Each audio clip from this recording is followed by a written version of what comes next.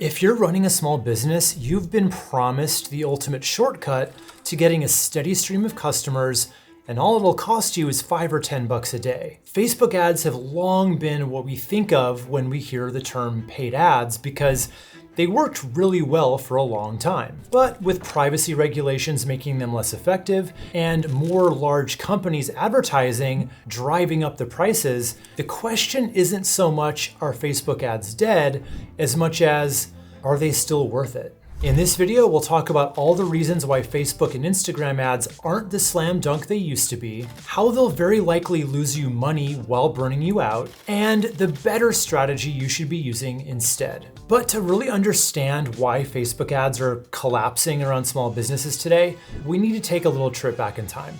In the early to mid 2010s, Facebook ads were like the holy grail of small business marketing. Why? Well, for starters, Facebook ads were cheap, especially when you stacked them against other advertising platforms. For just a few bucks a day, you could get your business in front of thousands of eyes. Facebook was also great at targeting. You could choose exactly who saw your ads, like picking people by what they liked, where they lived, or what they did. This meant that your ad wasn't just thrown out there. It was strategically shown to the people who might really care about what you were offering. And another huge plus was the organic engagement that ads could generate. When people liked or commented on or shared your ad, it didn't just increase your reach for free, it also built a sense of community and trust around your brand. And let's not forget about the ease of use. Facebook designed its ad platform to be really user-friendly, meaning even those with no digital marketing experience could create and manage campaigns without too much hassle. But there's a catch. Facebook ads have always been a form of interruption marketing. You're pretty much forcing your message into someone's social media experience, hoping you're going to catch their attention. Because of that, Facebook ads always came with lower than average conversion rates. In the last few years, Facebook ads have gotten trickier for small businesses. This change mostly comes from how hard it's become to track and target the right people. Back in the day, the secret sauce to Facebook ads was something called the Facebook Pixel. This tiny tool was pretty smart. It could actually see what people did on a website after clicking on an ad, like if they bought something or signed up for a newsletter. And Facebook knows a ton about what its users are up to, what they like, share, and how they interact on the site. So when it could track someone buying something after clicking on an ad, Facebook used all it knew about that person to figure out what kind of people are most likely to buy that stuff. That meant that Facebook ads didn't just reach a bunch of people, they reached the right people, those whose actions and interests lined up perfectly with what buyers typically like or do. But everything changed in 2021 with something that people started calling the adpocalypse.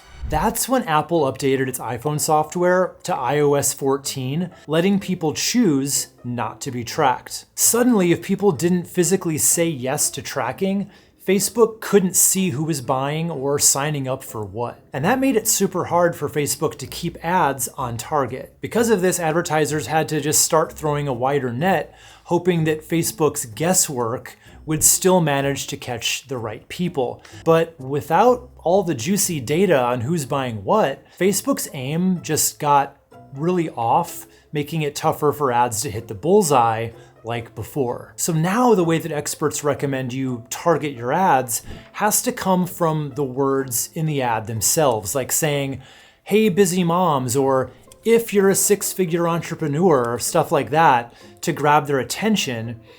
But even that has its limitations. When targeting gets tough, not only do costs for Facebook ads shoot up, but the quality of leads takes a nosedive too. Back in 2020, leads were about $365 each, but fast forward to 2023, and that number's ballooned up to $23.10. Yeah, the price to get interest in your business has jumped up significantly, with the overall cost of advertising on Facebook tripling since 2018. Now, to really understand why, you need to know about Facebook ad objectives. It's like picking a mission for your ad. Do you want more eyeballs on your brand, more visitors to your website, or more customers actually signing up or making purchases? Whichever objective you choose, Facebook's gonna try their best to show your ad to the people that it thinks are most likely to do that thing. And the closer your goal gets to direct sales or signups, the steeper the cost. And in too many cases, going for that sales or conversion objective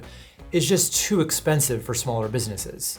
To work around that, a lot of those businesses settle for the traffic objective, which tells Facebook to show your ad to those that are most likely to click through to your website. The problem is the people who are most likely to just visit your website aren't the same people who are most likely to buy what you're selling on your website. Are those leads cheaper? Yes, definitely. Are they as high quality and likely to spend money? Absolutely not. It's a classic case of saving now, but paying more later in missed opportunities and low sales. Even if you get everything right, like who sees your ad and you've got enough money to keep those ads going, there's a bigger roadblock now with Facebook ads, especially when you're trying to sell something that costs more than $100. Here's the thing, convincing people to open their wallets and buy something pricey right from a cold ad, that's gotten way harder. People on Facebook have been let down before. They've seen too many ads from low quality advertisers or for products that just didn't live up to the hype. They've been burned, and because of that, they're looking at your ad with a little side eye, even if what you're selling is actually worth buying. They're not really jumping at the chance to buy something expensive just because they saw it in their feed. They're a bit more cautious and a whole lot more skeptical. And because selling directly with Facebook ads has been hard to do for a few years now, paid ads experts have been saying to use ads not to actually sell your paid offers, but to build up your email list. How? Well, by advertising something valuable that you offer for free, like a guide, a discount, or an exclusive piece of content in exchange for their email address. And the numbers back this up. Ads that go straight for the jugular with a direct call to action for a purchase see really low conversion rates, right around 0.1% to 0.2%. But ads focused on collecting email addresses for future engagement tend to convert much higher. So that works a lot better, but it comes at a cost. This strategy adds a new layer of complexity. Now you're not just aiming for sales, you're nurturing leads through a 3-level deep process. First, you draw them in with the ad, then you get them to subscribe to your list, and finally, you work on converting them into paying customers through email marketing. Not quite what you were probably picturing when you thought of, running Facebook ads to build your business.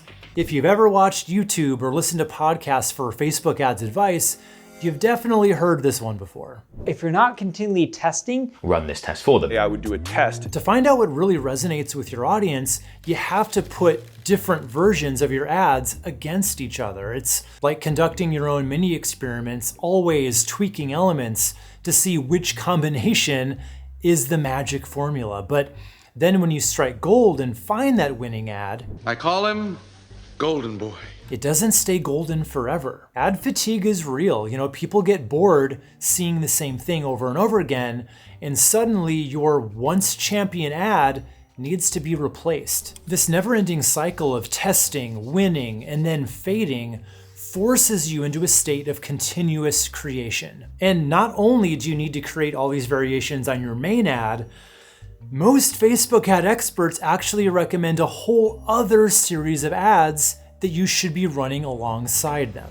Picture creating reel-style short video ads that are all about engaging content, not direct selling. These videos are meant to run constantly on a low budget of, about $5 a day, just to reel in your ideal audience with content that piques their interest, no strings attached. Once these pre-ads have done their job of gathering an engaged audience, you then follow up with your more traditional direct response ads. Now, what this means is, on top of the already intense need to create all these ad versions for testing, you're now also tasked with producing a steady stream of these content-focused pre-ads.